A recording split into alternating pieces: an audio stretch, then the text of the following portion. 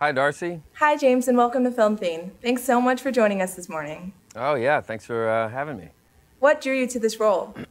Well, there was just as much drawing me away from it as there was to it, I'll be honest. I mean, Dustin Hoffman did play the original character in the original movie, and you know, he did it brilliantly.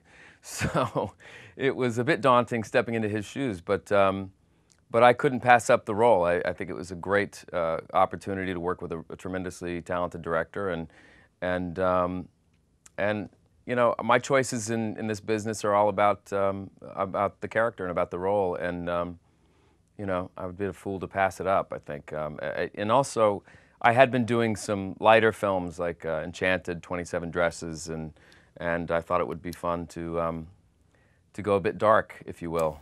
Was it difficult for you to play this role as an actor? I mean, how did you prepare yourself?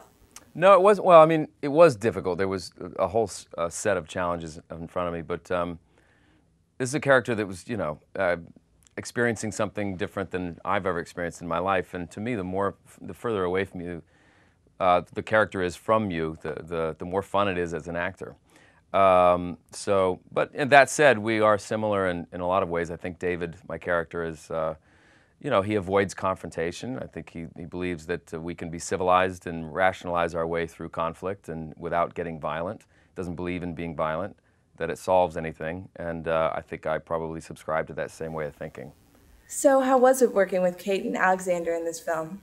Oh, they were great. I mean, the one thing I can say about the cast and Rod, our director, is that we all knew that we all really had to go for it in this movie, and it was going to be stressful, and it was going to be intense, and it was not going to be a fun, frothy movie to immerse yourself in. And I think we were all up to that task. It was like we were sort of in the trenches together, and that felt good because, you know, we bonded because of that. It was psychologically, you know, it took its toll. By the end of the day, you know, we all had to go have a couple of beers after because it was, you know, it's definitely a psychologically, emotionally draining experience to, you know, to play these roles.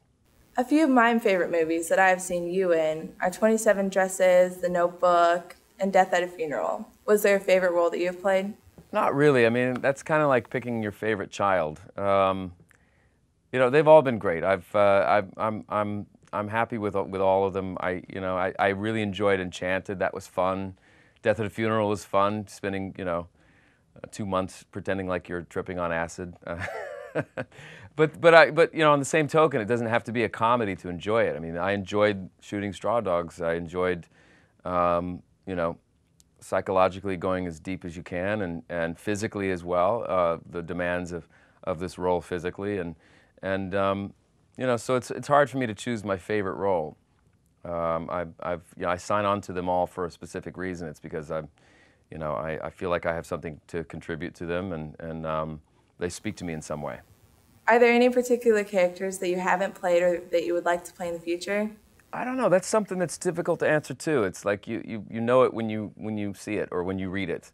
I just watched Cool Hand Luke for the first time in a long time. I mean, I've seen it several times, but I just rewatched it, and you know, that would be a great role. The man who just doesn't fit into the system, same as One Flew Over the Cuckoo's Nest. You know.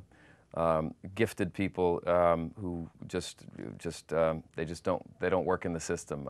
So those are two great roles that I would say there'd be a good blueprint for something that I would be looking for.